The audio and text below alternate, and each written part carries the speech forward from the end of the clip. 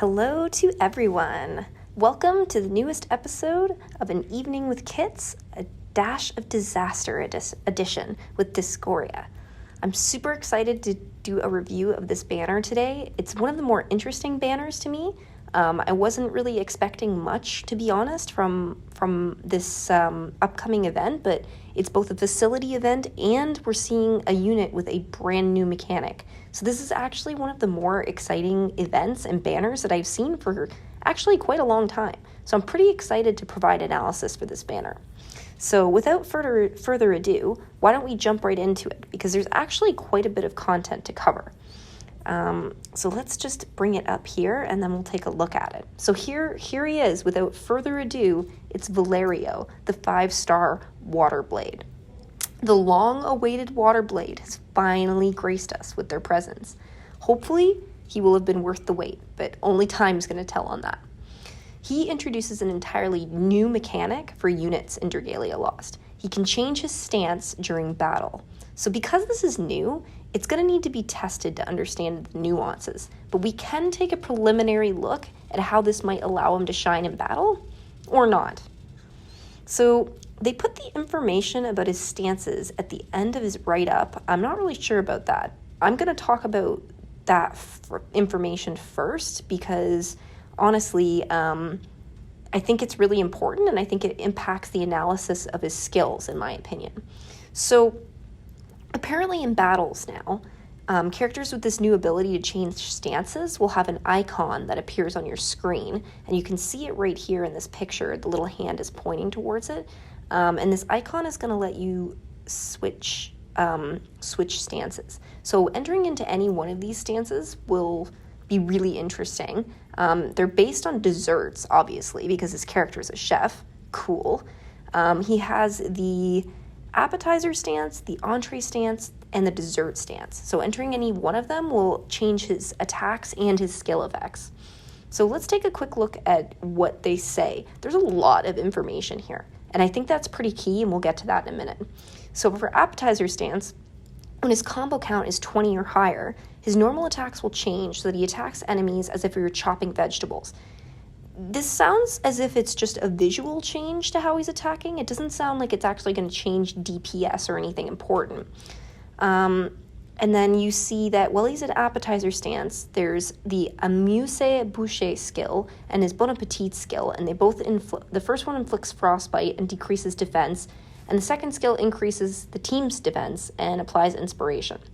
When you get to the entree stance, it's the same idea with the combo count, but his first skill inflicts stun on enemies and decreases their strength, where the bon appetit skill increases the entire team's critical rate and applies inspiration. Then you've got dessert stance, same thing with the combo count for the third time, but his amuse-bouche skill can inflict freeze, and his bon appetit skill can increase the entire team's strength and apply inspiration.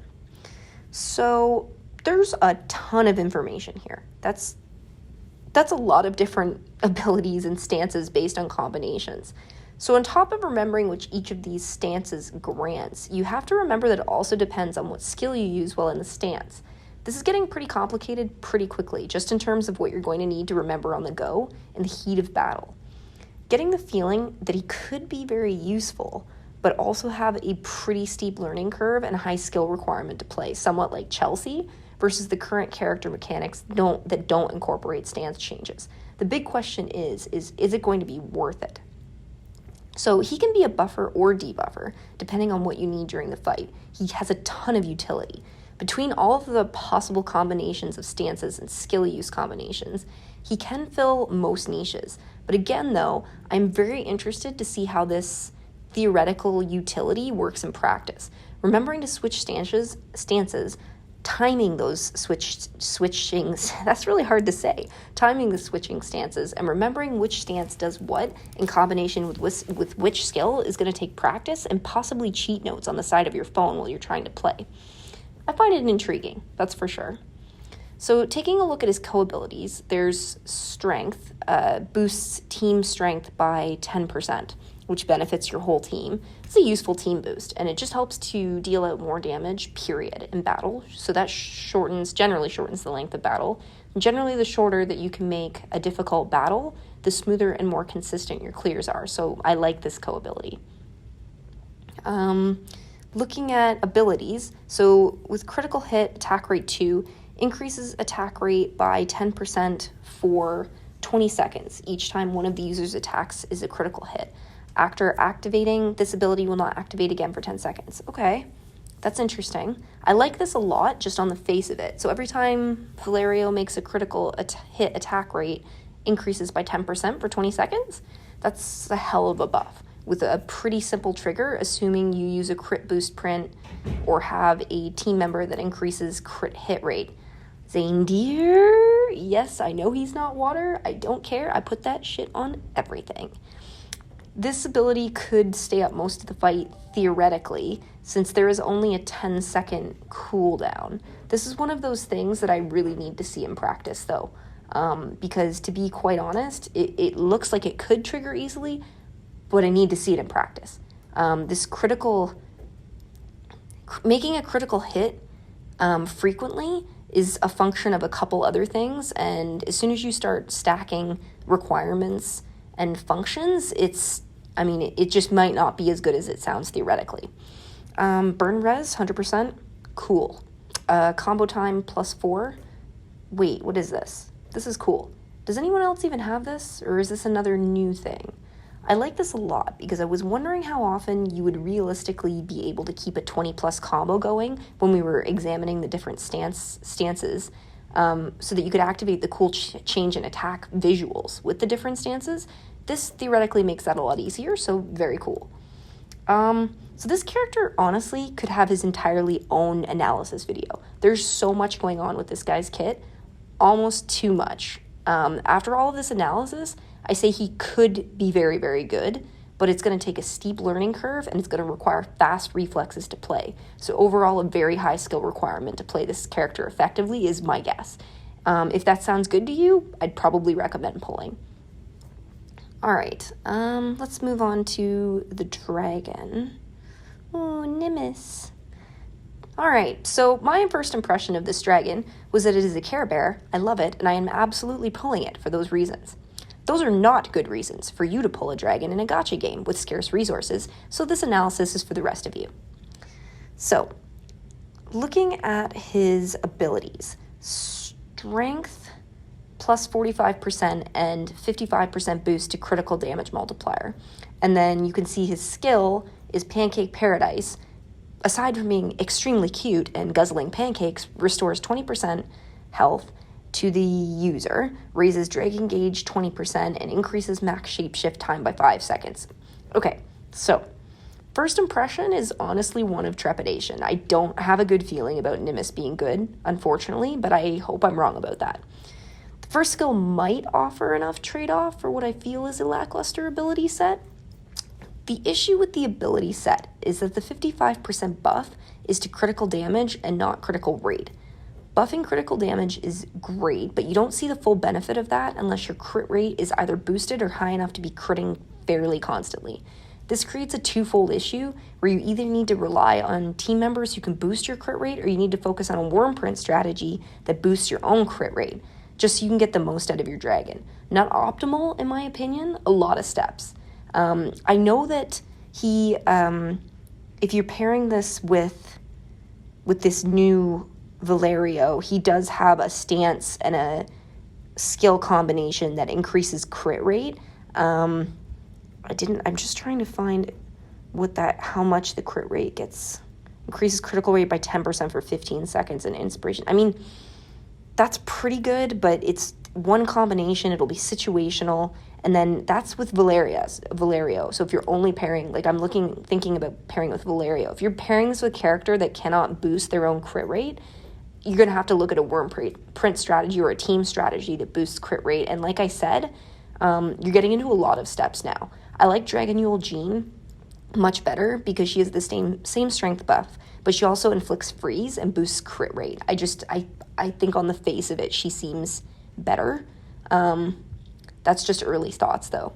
Okay, but his skill effects might change my feelings on his usefulness. This one's going to come down to strict math, I think. So this is a DPS-focused dragon, but he heals like Cupid. And I don't know off the top of my head, but I feel like Cupid restores health to the entire team, not just the user. So that's a kind of another negative for him. It is a little bit of a plus that he does restore health to you, but it could also be a negative depending on the situation. So I honestly don't know if I'd call it a pro or a con. It does give him important utility in fights where you don't want to run a healer, if other people are able to heal themselves. So there's not really a dragon healer meta right now in water, but we haven't had the kind of content that calls for it, and perhaps we're going to see teams of Nimises now, just like you see in High Zodiark, where the meta developed with Tuguden and Cupid for healing the team. That's yet to be seen. It's a possibility. So he does raise Dragon Gauge by 20%. That's another +1 in his corner. This makes it so that you can dragon again in a fight a lot more quickly. So if your print setup allows for crit boosting and Ancient Oath to allow for increased dragon damage, you might be able to pull kind of a Galamim setup where you want to dragon as much as possible and do increased damage over time. But this is kind of in direct opposition to his healing skill, so I'm not as excited about this as I would be. He's trying to be jack of all trades here rather than master of one, and I think that's going to hurt him in terms of being attractive to pull. His last skill ability extends shapeshift time by 5 seconds. So this is where the math comes in. If his shapeshift time is extended by 5 seconds, how much difference does this make in increased overall DPS delivered when considering the lack of DPS on the skill and the critical damage boost over critical rate boost? I don't know the math. I don't know the math on this. I don't know it yet without testing and without really looking at things, but I am curious if it will offset the negatives about his kit that I mentioned. I doubt it, but it's possible. So this is a dragon that's going to need testing, and honestly, there are enough water dragons that don't need testing to determine optimization that it would be a pass for me if he wasn't an incredibly cute Care Bear dragon. But for you, good viewers, it should probably be an early pass, unless it gets field tested and found to be an effective combination of offsets for negative features, or a meta develops around running 2, 3, 4 Nimises on a team. Those are just my early thoughts. So yeah, that's my analysis for this. This is a Dash of Disaster Part 1, so it's going to be interesting to see what Part 2 of this banner is. They did reveal other characters in the trailer video, but they really didn't look like 5-star characters to me. They seem like 4-star and 3-star characters. So are we going to see a second banner with surprising new characters? That's very interesting to me and very exciting that it's a possibility. So we're just going to have to wait and see about that. But overall, I'd say Valerio has a lot of interest for me and could be very good. And I probably will be pulling on this banner since I do want Nimis and I'm interested in trying out Valerio. So other than that, that is my analysis for the time being. If you have any questions, as always, leave them in the comments and follow me on Twitch. Join me in the chat. We can hang out and play games. All right.